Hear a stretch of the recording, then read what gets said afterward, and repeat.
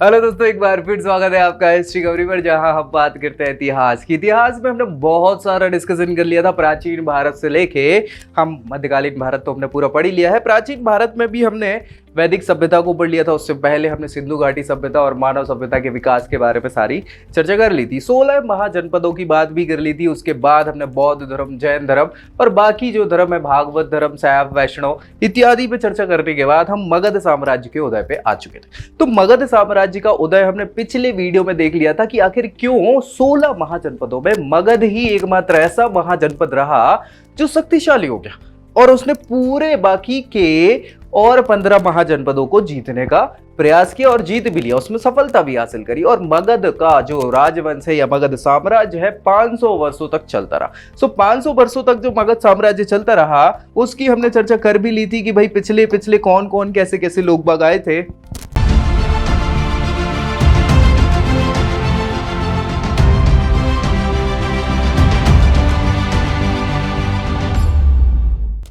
हमने देख लिया था मगध साम्राज्य में कि भाई क्या क्या होने वाला है। तो आज हम इसको स्टार्ट ही करेंगे, एक एक वंश को स्टार्ट करते हुए 544 बीसी यानी ईसा पूर्व से लगभग 30 बीसी यानी ईसा पूर्व तक का ये मगध साम्राज्य चला, जिसके अंदर हमने बात कर ली थी कि 6 राजवंश आए हुए थे, है ना। एक एक राजवंश की हमें बहुत अच्छे से विस्तृत रूप पे चर्चा करनी थी और किस किस की चर्चा करेंगे ये हमने पिछले वीडियो में बता दिया था।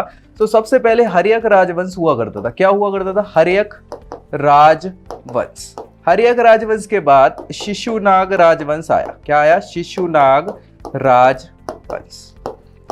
शिशुनाग के बाद नंद राजवंश आएगा, नंद राजवंश।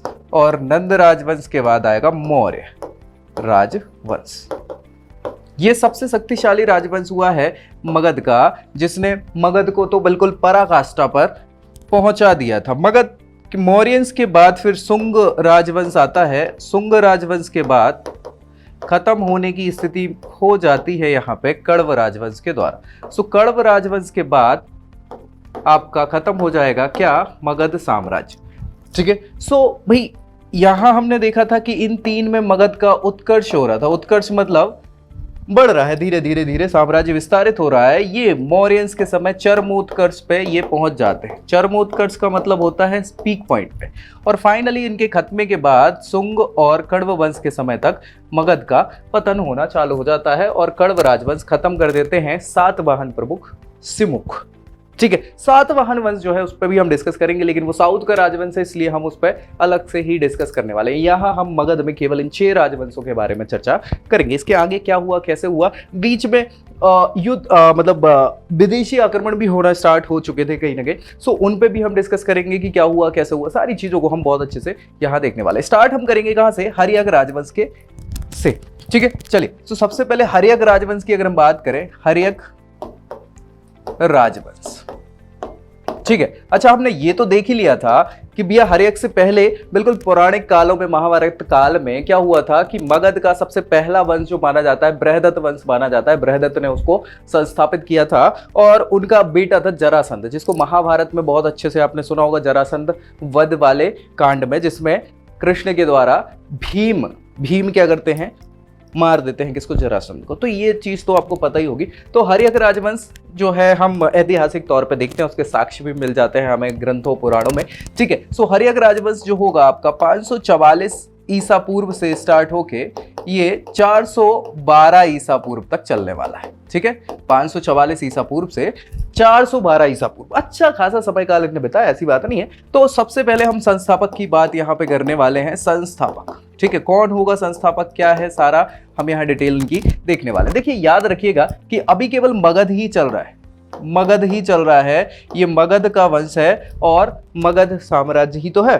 ठीक है। सो मगध में ही इनकी राजधानी रही थी। इनकी राजधानी उस समय तक गिरिवज्र हुआ करती थी। क्या हुआ करती थी? गिरिवज्र। गिरिवज्र की जगह कई जगहों पे राजगृही भी नाम मिलता है ना। आज के समय में इस जगह को राजगीर कहा जाता है। क्या कहा जाता है? राजगीर, जो पटना के पास मतलब गया के पास स्थित है। ठीक है, बिहार में ही है। तो शुरुआती राजधानी गिरिवज्र या राजगृही इनकी मान ली जाती, किसकी? मगध की। संस्थापक की अगर हम बात करें तो उनका नाम है बिंबिसार। बिंबिसार। नाम तो सुना ही होगा आपने, नहीं सुना तो अभी मैंने बता दिया है, ये बिंबिसार। इनको ग्रंथों में, जैन ग्रंथों में श्रेणिक का नाम बताया गया है, श्रेणिक के नाम से इनको जैन ग्रंथों में नाम बताया गया है ना। तो बिंबिसार ये व्यक्ति विशेष है। याद रखिए इनकी कहानी जो प्रचलित है, इन्होंने लगभग कम बात नहीं कर रहे हैं भाई साहब, 52 वर्षों तक शासन किया है। 52 वर्षों तक, अपने आप में मतलब हल्की पतली बात तो बिल्कुल नहीं है। ठीक है, चलो देख लेते हैं इनकी कहानी। सबसे पहले मैं बता देता हूं, देखो हुआ कुछ ऐसा कि ये जब युवावस्था में थे अपने, तो ये बहुत ही युद्ध कौशल में निपुण हुआ करते थे और ताकतवर तो थे ही, हर कुछ था। तो इनने धीरे धीरे एक योजना बनाई। इनने क्या करा कि मगध के आसपास के, ऐसा बताया जाता है विद्वानों के द्वारा कि 5000 गांव के प्रमुखों को इन्होंने बुलाया, 5000 गांव के प्रमुखों को। और प्रमुखों को बुलाने के बाद, अब देखो यार 5000 गांव के प्रमुख मतलब सरपंच एक प्रकार से, और ग्रामीण जिनको उस समय कहा जा रहा था, तो वो सरपंच लोग जो हैं भाई, सरपंच आज के समय में देखो अब ये स्कॉर्पियो से घूमते हैं, दुनाली होती है साथ में। तो उस समय स्कॉर्पियो दुनाली तो नहीं चलती थी, लेकिन हाँ तलवार और इनके रथ तो होते ही थे। तो उन्होंने कहा कि भाई अगर तलवार अलवार लेके 5000 लोग इकट्ठे हुए और बड़े बड़े लोग हैं और इनकी आपस में कहीं ना कहीं मतभेद तो होंगे ही, सो ऐसी कंडीशन में अगर इन सबको हथियारों से लैस हमने अंदर आने दिया तो दिक्कत हो जाएगी। कोई मतलब किसी ने भी इधर मतभेद स्टार्ट किया तो सब लड़ पड़ेंगे यार, तो दिक्कत हो जाएगी। तो उन्हें सबके हथियार बाहर ही रखवा दिए। इन्होंने कहा नहीं भैया कोई शस्त्रों के साथ प्रवेश नहीं करेगा। लोग मान गए, चलो ठीक है भैया। आए 5000 लोग, और खुद जब एंट्री मारी है तो बिल्कुल वो जैसे गजनी मूवी में नहीं, वो गजनी रहता है जो वो खचोड़ते हुए एक हथौड़ा लेके आता है, तो इतनी बड़ी तलवार लेके आए खचोड़ते हुए, और बस पूछने लग गए। किसी को देखा कि है तुम लड़ोगे मेरे से? तो सरपंच ने कहा कि यार भैया क्या मैं नहीं लड़ूंगा। काय को लड़ूंगा मैं आपसे? बिल्कुल नहीं लड़ूंगा। अच्छा, तो दूसरे से पूछा कि तुम लड़ोगे क्या? उसने कहा मैं भी नहीं लड़ूंगा। अच्छा, तो तीसरे भी लड़े? तो थोड़ी और ताकत आ गई, क्या है कोई है जो लड़ेगा मेरे से? अब भाई किसी की हिम्मत तो हुई नहीं। तो उन्होंने कहा ठीक है नहीं लड़ना महाराज, आपसे काय को लड़ना? बोले तो ठीक है, सब सम्मति से क्या करना है, राजा नियुक्त करो। और लोगों ने मान लिया। तो ऐसा कहा जाता है कि पहले निर्वाचित शासक हुए हैं ये, हालांकि जोर जबरदस्ती से इनने शासन किया था वो अलग चीज है, फिर भी इनके द्वारा संस्थापित जो वंश हुआ है उसको बोला गया है हर्यक राजवंश। शक्तिशाली व्यक्ति तो थे ही, कहीं ना कहीं पराक्रम अच्छा खासा था ही इनको। और शादियां भी इनने 3-3 करी, 1-2 नहीं करी, मतलब 3-3 शादियां करी। वही चर्चा करेंगे सारी कुछ। तो भैया इसके बाद अब आसपास में क्या होता है कि आदत तो ऐसी जाती तो है नहीं, लड़ाई झगड़े की इनको आदत तो थी सर प्रकार से। भाई आदत थी तो ये बगल में इनके उस समय अवंती बहुत बड़ा साम्राज्य हुआ करता था या महाजनपद हुआ करता था, शक्तिशाली भी था। शासक जो हुआ करता था प्रद्योत हुआ करता था, है ना। बौद्ध ग्रंथों में चंड प्रद्योत भी नाम मिलता है। अब प्रद्योत शासक था तो इनके पास पहुंच गया कि महोदय लड़ना है मैं आपसे। अब राजा ऐसे जबरदस्त थोड़ी लड़ता है, कोई लड़ता है क्या? प्रद्योत ने कहा नहीं हमें नहीं लड़ना, बिल्कुल नहीं। बोले नहीं हम तो लड़ेंगे, लड़ो हमसे। प्रद्योत ने कहा है हमें नहीं लड़ना। क्यों लड़े भाई? किसी कारण से लड़ो, जबरदस्ती का क्या मजाक चल रहा है क्या? माने ही नहीं भैया बिंबिसार। बोले हम तो आ गए हैं तो अब लड़के ही जाएंगे। तो भैया प्रद्योत की तबीयत खराब हो गई, मानसिक रूप से प्रताड़ित कर दिया, तो तबीयत खराब हो गई, तब भी नहीं माने। इनका एक राजवैद्य हुआ करता था जीवक, भैया जीवक को भेजा कि जाओ उसको सही करो, लड़ना है मैं उससे। तो जीवक गए उसकी तबीयत देखने, उपचार किया, फिर पहुंच गए 10 दिन बाद। क्या ठीक हुआ कि नहीं हुआ? जीवक ने कहा महाराज अभी ठीक नहीं हुआ। अच्छा तो करो करो करो, ठीक करो उसको, लड़ना है बस। फिर 10 दिन बाद गए, करो। तो अब जो 4-6 बार गए तो फिर इतने का छोड़ा यार कहाँ लगे, दोस्ती हो जाती, दोनों में मित्रता हो जाती है बहुत अच्छे से, फिर नहीं लड़ते। ठीक है, सो तब तक अवंती नहीं जीता था बिंबिसार के समय। फिर क्या हुआ कि ये जो जीवक है राजवैद्य, उसी समय देखो यार इनका जो समय काल हम बता देते हैं आपको, है ना। 544 में स्टैब्लिश करा इनने, 544 ईसा पूर्व, है ना। और ये कब तक रहेंगे? 52 सालों तक रहेंगे, है ना। 52 सालों तक रहेंगे तो कितना हो जाएगा? 492 ईसा पूर्व। ठीक है, सो 492 ईसा पूर्व तक भैया इनने शासन करा है मगध पे। ठीक है, अब इसी समय आप देखेंगे तो गौतम बुद्ध भी इसी किसी समय, भाई 563 में जन्म हुआ था और इसी किसी 483 में एक्सपायर हो जाएंगे, तो वृद्ध हो चुके थे, है ना। वृद्ध हो चुके थे। अब वृद्ध हो चुके थे तो कई बार शारीरिक तौर पे उपचार की जरूरत रहती थी वृद्धावस्था में। तो जीवक जो इनका राजवैद्य था उसने बहुत सेवा शुश्रूषा करी है किसकी? गौतम बुद्ध की। बाद में फिर वो बौद्ध धर्म अपना लेता है, उनका शिष्य बन जाता है गौतम बुद्ध का। कौन? जीवक। ठीक है। सो ये सारी चीजें यहाँ पे रही हैं बिंबिसार की। बिंबिसार ने शादियां भी बहुत करी। शादियां मतलब एक तो कौशल का नाम सुना होगा, कौशल महाजनपद हुआ करता था। तो कौशल नरेश की जो बहन हुआ करती थी, महाकौशला नाम था उसका, है ना। सो महाकौशला से इनने शादी करी भैया। ठीक है।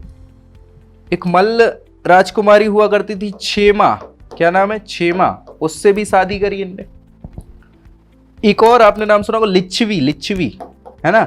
लिच्छवी गणराज्य चलता था ना उस समय। तो लिच्छवी गणराज्य में राजा चेटक हुआ करते थे, हमने बताया था आपको, है ना। सो राजा चेटक की बहन जो थी उसका नाम था चेलना। क्या नाम था? चेलना। तो चेलना से भी इनने शादी करी। अच्छा, ये इनकी प्रिय रानी थी, मतलब ये लव मैरिज वाला सीन था भैया, चेलना वाला। ठीक है। सो इनसे जो पुत्र होता है उसका नाम होता है कुड़िक। क्या नाम होता है? कुड़िक। अच्छा, ये तो 3 शादियां इनने डायरेक्टली जो है बताया गया है, बाकी शादियां तो भाई राजे महाराजे पर्याप्त करते हैं। तो समस्या क्या हो गई भाई साहब कि 52 सालों तक इनने शासन किया। अगर हम मान लें कि 20-22 साल में भी इनने शासन स्टैब्लिश करा होगा तो 70-72 साल की उम्र हो चुकी है। ऐसी कंडीशन में आपकी शादियां हो चुकी, बच्चे भी होगा, बच्चे भी बड़े हो गए होंगे, ऑब्वियस सी बात है। तो भैया बच्चे जब बड़े हो गए तो वो मांग करते हैं कि महोदय पिताश्री जाओ, अब सन्यास का समय हो गया आपका, वानप्रस्थ का भी तो आश्रम गुजर गया, जाओ अब किसी को उत्तराधिकारी बनाओ। अब समस्या राजा की है, क्योंकि राजा के पास इतने सारे उसके बच्चे हैं। अब वो बच्चे हैं तो भैया किसको योग्य उत्तराधिकारी माने? हो सकता है किसी को रखा वो अयोग्य निकल गया, तो समस्या। तो इनके दिमाग में यही समस्या चल रही थी कि इतने सारे बच्चों में से किसको हम उत्तराधिकारी नियुक्त करें। और वो कुछ समय से परेशान भी चल रहे थे, और ऐसी परेशानी उनने अपनी बीवियों को बताई थी, जिनमें प्रमुख तो चेल रही थी इनकी मेन बीवी जो थी, मेन मतलब चाहते ज्यादा थे उस हिसाब से। तो भैया चेल्ला को भी इनने कई बार बताया कि ऐसी ऐसी समस्या है, हमें समझ नहीं आ रहा कि अपना उत्तराधिकारी किसको बनाए। अच्छा, मन ही मन ये भी कुड़िक को ही क्या है कि अपना उत्तराधिकारी मान चुके थे, लेकिन फिर भी कुछ संशय थे जिसके चलते और बाकी के छोटे बच्चों में या राजकुमारों में ये ढूंढ रहे थे योग्य उत्तराधिकारी। तो ये लेट होने के कारण क्या, कुड़िक जो व्यक्ति है, जो इनका बेटा है, वो भैया बड़ा गुस्सैल स्वभाव वाला व्यक्ति है। गुस्सैल स्वभाव वाला व्यक्ति है, तो ये मान के चलिए कि वो पिताजी को बोलता भी है कई बार कि पिताजी अब आज्ञा दें तो आप वन प्रस्थान करें या संन्यास धारण करें, अब समय आ गया है कि उत्तराधिकारी नियुक्त कर। नहीं माने कि बेटा समझते हैं, करते हैं। तो कब तक मानेगा बेटा? ना चाहते हुए भी पिताजी की हत्या कर दी गई। 492 में ये कुड़िक ही क्या कर देता है, अपने पिता की हत्या कर देता है। वो पिता की हत्या करने के कारण इसको पितृहंता कहा जाता है। क्या कहा जाता है? पितृहंता। अभी आपने स्टार्ट किया है इतिहास, और इतिहास में प्राचीन काल में पहला राजवंश है हर्यक राजवंश। उसका संस्थापक जो पहला व्यक्ति है बिंबिसार, उसको ही उसके बेटे ने मार दिया सत्ता के लालच में। समझ रहे हो? तो ये दुनिया पीतल दी, ठीक है ना, ये दुनिया पीतल दी। और पितृहंता किसको कहा जाता है? कुड़िक को कहा जाता है। ये सीधा सीधा क्वेश्चन कई बार पूछ लिया जाता है, ठीक है।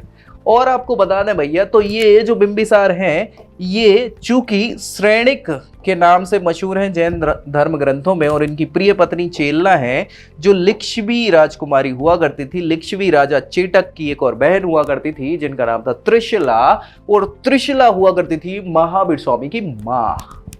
तो ये मौसी मौसा जी लग गए, है ना, मौसी मौसा जी लग गए। ये भी बिल्कुल रिलेटिव हो गई, ये तो डायरेक्ट रिलेटेड महावीर स्वामी के। तो भैया इसी कारण से ऐसा कहा जाता है कि बिंबिसार ने कौन सा धर्म अपनाया? जैन धर्म को बहुत ज्यादा आश्रय दिया और उसको फॉलो किया। हालांकि गौतम बुद्ध के समय भी आपने देखा है कि उनकी वृद्धावस्था में पूरी सहायता राजवैद्य के तौर पर जीवक से करवाई और सारी चीजें। तो ऐसा नहीं था कि भाई बाकी धर्म को नहीं मान रहे सारा, लेकिन हाँ फाइनली जैन धर्म से ज्यादा पास का रिश्ता हो गया था। तो उसको भी फुल सपोर्ट करा, सारी चीजें। ठीक है, समझ आ गई सारी चीजें। अब भैया 492 ईसा पूर्व में इनकी हो जाती है मृत्यु, और इनकी मृत्यु के बाद इनका बेटा कुड़िक जो है वो गद्दी पे बैठने वाला है। कोई दिक्कत परेशानी? यहां से 4-5 क्वेश्चन ही आते हैं, ज्यादा कुछ आते नहीं है ऐसे। ठीक है, तो कुड़िक की हम चर्चा यहां कर लेते हैं। कुड़िक जो है अजात शत्रु के नाम से, अजात शत्रु का नाम तो आपने सुना ही होगा, है ना। अजात शत्रु के नाम से गद्दी पे बैठ जाता है भैया, और इसका नाम क्या था? कुड़िक भी बताया गया है। क्या बताया गया? कुड़िक। ठीक है भाई। अजात शत्रु ये भी 32 वर्षों तक शासन करता है। कितना? 32 वर्षों तक शासन करेगा, यानी 492 ईसा पूर्व से इनने गद्दी धारण करी, और 460 ईसा पूर्व तक ये क्या करेंगे? शासन करने वाले हैं। कोई दिक्कत? अभी कुड़िक या अजात शत्रु की बात करें तो चूंकि पिता को मारा था और पिता जैन धर्म को मानते थे, तो कहीं ना कहीं परस्पर मतभेद तो हो ही गए थे। तो बावजूद इसके क्या होता है कि ये उस समय का दूसरा प्रमुख धर्म जो चल रहा था, बौद्ध धर्म को मानने लग जाते। किसको? बौद्ध धर्म को। ठीक है भाई, बौद्ध धर्म को ये मान रहे थे, और इसी के चलते 483 ईसा पूर्व, 483 ईसा पूर्व में गौतम बुद्ध को परिनिर्वाण हो जाता है। उसके बाद 483 ईसा पूर्व में ही प्रथम बौद्ध संगीति होती है। क्या होती है? प्रथम बौद्ध संगीति। और इसी प्रथम बौद्ध संगीति को होस्ट कौन करते हैं? अजात शत्रु होस्ट करते। कहां पे? इनकी राजधानी उस समय तक राजगृही ही चल रही थी, राजगृही। तो राजगृही में ये होस्ट करते हैं अजात शत्रु। अच्छा, अजात शत्रु क्या है भैया कि जैसा नाम है अजात शत्रु, शत्रुओं को खत्म करने वाला व्यक्ति है ये भी एक प्रकार से। तो इनने आस पड़ोस के सबसे पहले तो अंग महाजनपद को जीत लिया। अंग महाजनपद चूंकि मगध के जस्ट बगल में हुआ करता था, हमने 16 महाजनपदों में देखा है ना। सो पूर्व में पड़ता था मगध के। सो अंग महाजनपद को जीत लिया, उसके आसपास फिर इनने क्या करा? कौशल प्रदेश तक को जीत लिया। जबकि इनकी जो माँ हुआ करती थी, भले सौतेली माँ थी, एक और कौशल नरेश महाकौशला, मतलब नरेश महाकौशल की बहन जो महाकौशला हुआ करती थी, वो इनकी पिताजी की दूसरी पत्नी भी तो थी। तो वो कौशल नरेश को भी क्या करते हैं? हरा देते हैं और जीत जाते हैं। तो इनने भैया बहुत सारी चीजें करी हुई है अजात शत्रु ने। और आपको यहां अगर हम बताएं तो ये तो हमने सारा पढ़ ही लिया था, है ना। अजात शत्रु, तो अजात शत्रु कुड़िक नाम हुआ करता था, ये हमने देख ही लिया था। ठीक है। काशी लंबे समय तक प्रसेनजीत और अजातशत्रु के बीच विवाद भी रहा काशी को लेके, और इस विवाद के लिए क्या करा है कि बाद में फिर काशी यही जीत जाते हैं। कौन? अजातशत्रु जीत जाते हैं। साथ ही साथ प्रसेनजीत काशी मगध को सौंपना पड़ा, और अपनी पुत्री बजिरा, क्या नाम है? बजिरा, अपनी बेटी की शादी किससे करानी पड़ी? अजातशत्रु से करानी पड़ी। ठीक है। अजातशत्रु ने पहली बौद्ध संगीति को भी होस्ट किया, ये हमने देख लिया था। और लिच्छवियों से संघर्ष इनने करे। ये दो हथियारों का बहुत ज्यादा प्रयोग करते थे। आपने बाहुबली मूवी अगर देखी हो पहली वाली, तो उसमें एक बड़ा सा पत्थर लेके उड़ा के फेंकता है बाहुबली आग लगा के, उसको बोलते हैं महाशिला कंटक। क्या कहते हैं? महाशिला कंटक। जो कौन चला रहा था?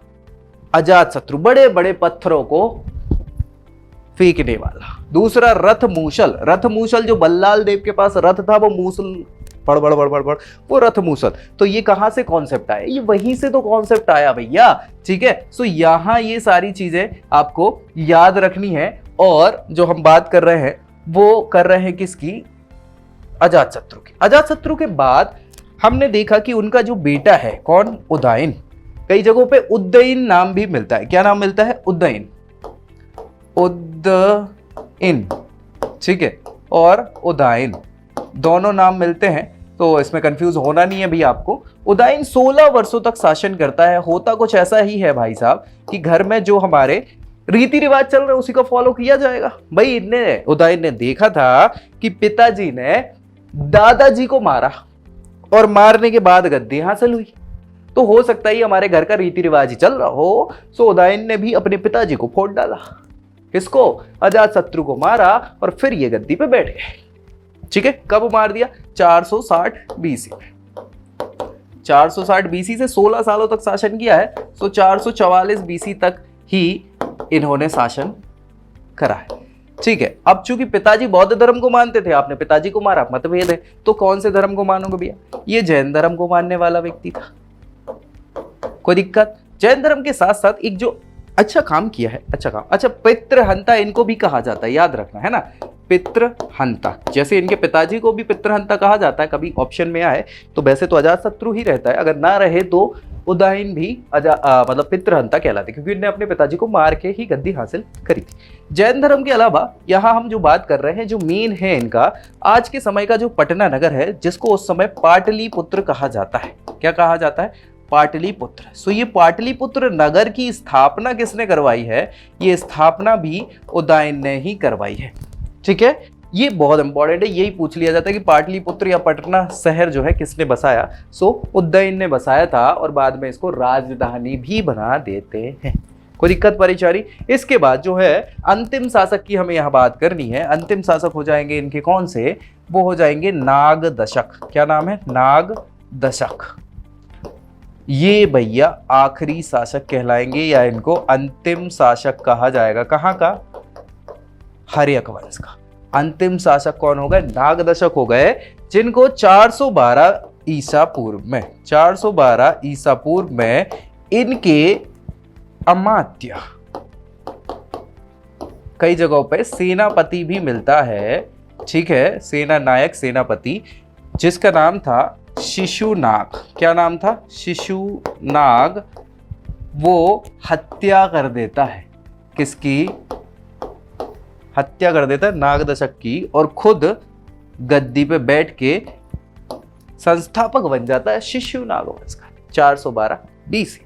याद रखिए कि उदयन जैन धर्म को मान रहा था, तो उनके बाद ये नागदशक किसको मानेगा भैया? बौद्ध धर्म को मानेगा। ये ट्रेडिशन सही चल रहा है इनका, है ना, कोई जैन फिर बौद्ध, फिर जैन फिर बौद्ध, फिर जैन फिर बौद्ध, यही चल रहा है। सो ये बौद्ध धर्म को मान रहे थे भाई। राजधानी पाटलिपुत्र हो चुकी थी इनके समय तक, क्योंकि पहले ही बन चुका था पाटलिपुत्र, और उदयन के समय राजधानी हो चुकी थी। तो भैया पाटलिपुत्र में इनको हत्या कर दी गई इनकी, किसके द्वारा? इनके अमात्य सेनापति। अमात्य मतलब होता है प्रधानमंत्री, और सेनापति मतलब सेनापति आप बहुत अच्छे से जानते हैं। याद रखिएगा, बहुत सी सिंपल कॉन्सेप्ट है, कोई बहुत कठिन कॉन्सेप्ट है नहीं। कभी भी कोई बहुत बड़ा व्यक्ति है, कोई बहुत बड़ा व्यक्ति मतलब कोई राजा महाराजा है। अब भाई राजे महाराजे से मिलना ही तो बड़ी मुश्किल की बात हो जाती है। आप मिल लोगे क्या राजा महाराजा से डायरेक्ट? मिल लोगे? नहीं मिल पाओगे। मिल पाओगे क्या? नहीं मिल पाओगे भाई साहब। कब मिल पाओगे? जब आपकी बहुत अच्छे से पहचान हो किसी दूसरे व्यक्ति से, या व्यक्ति के थ्रू, फ्रेंड्स ऑफ फ्रेंड, ठीक है, तो मिल पाओगे। तो जब मिलना ही बड़ा मुश्किल है, तो किसी राजे को मार दोगे ऐसे ही, कोई आम व्यक्ति? क्या ये पॉसिबल है? ये मुझे नहीं लगता पॉसिबल। ठीक है, तो कौन मारेगा राजा को? राजा को मारेंगे उसके अपने ही, धोखा अपने ही वाले देते हैं, है ना।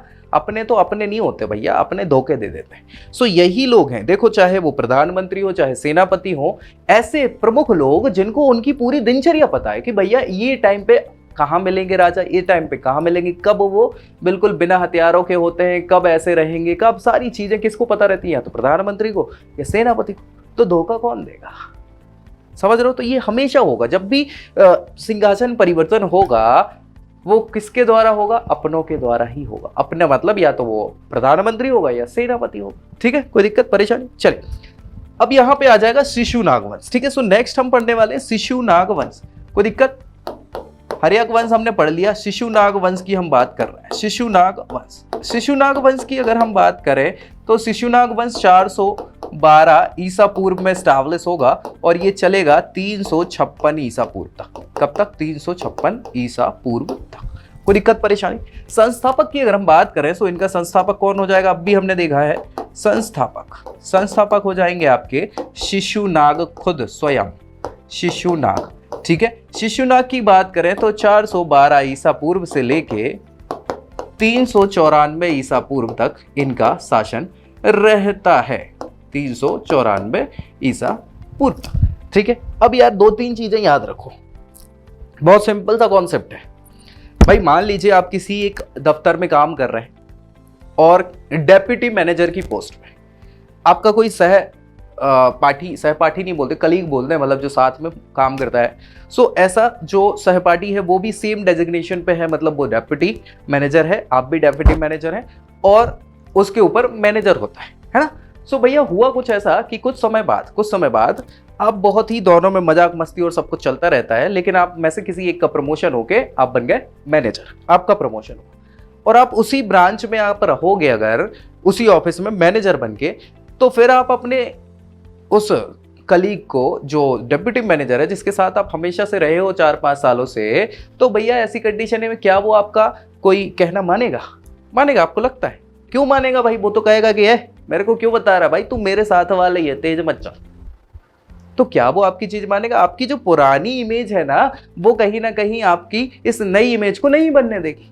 तो ऐसी कंडीशन में ही ये रूल होता है जनरली कि भाई जब भी कभी प्रमोशन होता है तो आपकी ब्रांच को ट्रांसफर कर दिया जाता है ताकि नई जगह पे आप अपनी नई इमेज बना पाओ।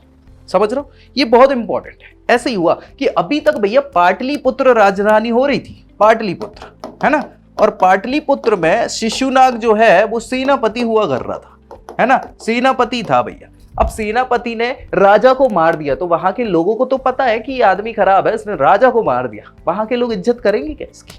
करेंगे? बताओ। डर के मारे कर ले वो अलग चीज है, लेकिन डायरेक्ट इज्जत होगी क्या? बिल्कुल नहीं होगी।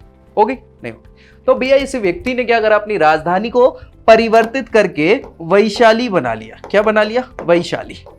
वैशाली जैन धर्म के हिसाब से बहुत पवित्र नगर है। चूंकि जो अगला व्यक्ति था कौन, नागदशक बौद्ध धर्म को मान रहा था, तो डेफिनेट सी बात है कि ये क्या जैन धर्म को मानेगा, और जैन धर्म के हिसाब से वैशाली बहुत पवित्र नगर है। सो भैया ये जैन धर्म को मानने वाला व्यक्ति है। कौन? शिशुनाग। ठीक है, जैन धर्म के बाद वैशाली को ये अपनी राजधानी बना लेंगे और बस इतना ही इनका प्रमुख काम है। इसके बाद ये 394 ईसा पूर्व में इनकी मृत्यु हो जाती है। इनकी मृत्यु के बाद इनका उत्तराधिकारी जो होता है वो होता है, उसका नाम है कालाशोक। क्या नाम होता है? कालाशोक। अशोक नहीं है ये, काला है, काला अशोक। ठीक है, कालाशोक को कई बार काकवर्ण भी नाम इसका मिलता है। क्या मिलता है? काकवर्ण। इतिहास में काकवर्ण भी नाम मिलता है कालाशोक का। भैया 394 ईसा पूर्व में ये महोदय बैठेंगे गद्दी पे, और 394 से लेके 372 ईसा पूर्व तक इनने शासन किया हुआ है। कहां पे? मगध के साम्राज्य में। तो भैया ये व्यक्ति जब पिताजी या फिर जो इनके पुराने उत्तराधिकारी, पुराने मतलब पूर्वज हुआ कर रहे थे, वो जैन धर्म मान रहे थे, ये महोदय किसको मानेंगे? ऑब्वियस सी बात है, देखो यार रूल वही चला आ रहा है तो हमें डरने की जरूरत नहीं है। क्या मानेंगे ये? बौद्ध धर्म मानेंगे भाई साहब। वो बौद्ध धर्म मानेंगे तो हमने देखा था कि 483 ईसा पूर्व में गौतम बुद्ध की मृत्यु के बाद उनकी पहली बौद्ध संगीति हुई। उसके बाद मृत्यु इन द सेंस परिनिर्वाण के बाद फिर फाइनली 100 वर्ष बाद दूसरी बौद्ध संगीति होती है, जो कब होती है? 383 ईसा पूर्व में। 383 ईसा पूर्व में कालाशोक ने ये अरेंज करवाई थी। बौद्ध धर्म को मानते थे, और भैया कालाशोक ने क्या ही किया है कि राजधानी क्या थी? वैशाली। तो कहां होगी ये 383 वाली? वैशाली में ही ये होती है आपकी क्या?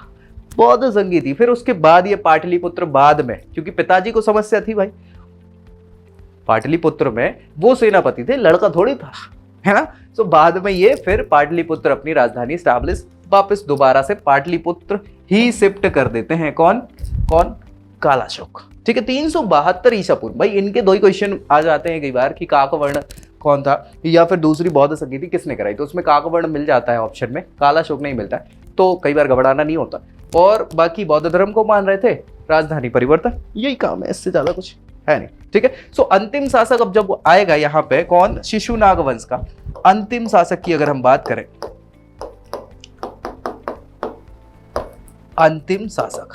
अंतिम शासक होता है नंदीवर्धन। क्या नाम है? नंदीवर्धन। और नंदीवर्धन जो है 356 ईसा पूर्व में, 356 ईसा पूर्व में हत्या कर दी जाएगी। किसके द्वारा करी जाएगी? बताओ। सेनापति। कौन हो जाएगा भैया सेनापति यहाँ पे? महापद्म नंद सेनापति है, जो भाई साहब इनकी हत्या कर देगा और हत्या करके कब्जा कर लेगा सिंहासन पे, और इसी समय फिर समाप्त हो जाएगा शिशुनाग वंश, और नंद के नाम से नंद वंश आ जाएगा गद्दी पे, सिंहासन पे। ठीक है। सो हमें ऐसी कोई समस्या तो है ही नहीं। चलिए नंद वंश पे और हम डिस्कस कर लेते हैं यहाँ पे नंद वंश। इसके बाद मौर्य वंश को हम अलग से समझेंगे क्योंकि वो थोड़ा सा लंबा है, ठीक है। सो नंद वंश 356 ईसा पूर्व से स्टार्ट होगा और खत्म होगा 323 ईसा पूर्व में, ठीक है भैया। नंद वंश को कई बार नवनंद वंश भी कहा जाता है, नवनंद वंश, ठीक है। नवनंद मतलब 9 नंद राजाओं ने एक साथ शासन किया, ऐसा बोला जाता है कि यहाँ गणतांत्रिक शासन हुआ कर रहा था, 9 अलग अलग शासक मिलेंगे, लेकिन बहुत सारे लोग कंफ्यूज है इस चीज में, लेकिन ठीक है। सो इनके संस्थापक की अगर हम बात करें तो संस्थापक जो है वो महापद्मनंद रहेंगे, महापद्मनंद जो है भाई साहब 356 ईसा पूर्व में शासक होते हैं और 329 ईसा पूर्व तक ये शासक रहते हैं। कई जगहों पे जहां 344 ईसा पूर्व बताया गया है तो 344 से 329 तक रहते हैं, अलग अलग मत मिलते हैं, लेकिन ठीक है 356 से 329। और ये व्यक्ति अपने आप में मैं फिर से दोहरा रहा हूं, अपने आप में बहुत इंपॉर्टेंट व्यक्ति है। क्यों बहुत इंपॉर्टेंट व्यक्ति है? इसलिए इंपॉर्टेंट व्यक्ति है कि भैया ये एक राट की उपाधि धारण करने वाला, दूसरा परशुराम कहलाने वाला, दूसरा परशुराम। इसके अलावा इसके पास विशाल सेना हुआ करती थी। क्या? विशाल सेना हुआ करती थी। तो भैया विशाल सेना के कारण भी अलग ही मतलब था भाई, एक दूसरा परशुराम। क्यों? क्योंकि परशुराम ने क्या करा था? क्या करा? हत्या करी थी। किसकी हत्या करी थी? मार दिया था। किनको मार दिया था? क्षत्रियों को ना। सो इनने भी क्षत्रियों को बहुत मारा। महापद्मनंद सब बहुत महाभयंकर व्यक्ति हुआ करता था, ठीक है। उग्रसेन उपाधि एक और मिली है इसको। क्यों मिली है? सेना बड़ी उग्र हुआ करती थी, सो उग्रसेन भी कहा जाता है। ये बहुत ही प्रताड़ित करने वाला राजा हुआ करता था, जिससे अलग अलग विद्वानों के द्वारा या इतिहासकारों के द्वारा कहानियां मिलती है, जो कई अलग अलग मूल दिखते हैं। जैसे हमने बात करी थी मौर्य गणतंत्र हुआ करता था पिप्पलवन का। मौर्य पिप्पलवन के कहलाते थे, पिप्पलवन के। सो पिप्पलवन के मौर्यों को इनने खत्म कर दिया था, जिसमें मौर्य राजा एक्सपायर हो गए थे।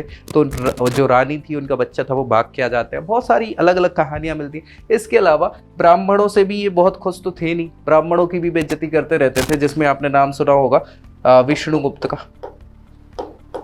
विष्णुगुप्त, ठीक है। सो विष्णुगुप्त या कौटिल्य अच्छे से आप जानेंगे, है ना। ये चाणक्य का नाम तो सुना ही होगा, ठीक है। सो वो एक ही व्यक्ति के ये अलग अलग नाम है, ठीक है। तो ये सारे केस कांड जो है वो यहां से शुरू माने जाते हैं कई जगहों पे महापद्मनंद के कारण, ठीक है। व्यक्ति ही ऐसा था, लेकिन महापद्मनंद चूंकि शक्तिशाली व्यक्ति था तो उसने कहीं ना कहीं शासन संभाल लिया अच्छे से, लेकिन उसके जो उत्तराधिकारी हैं वो बिल्कुल निकम्मे निकल गए, अयोग्य निकल गए, ठीक है। तो इनके उत्तराधिकारी जो हैं, उत्तराधिकारी की अगर हम बात करें तो वो है भैया कौन? घनानंद का नाम सुना होगा आपने, घनानंद या कई जगहों पे धनानंद भी नाम मिलता है, ठीक है। घनानंद या धनानंद, ये अंतिम शासक है नंदवंश का। क्या?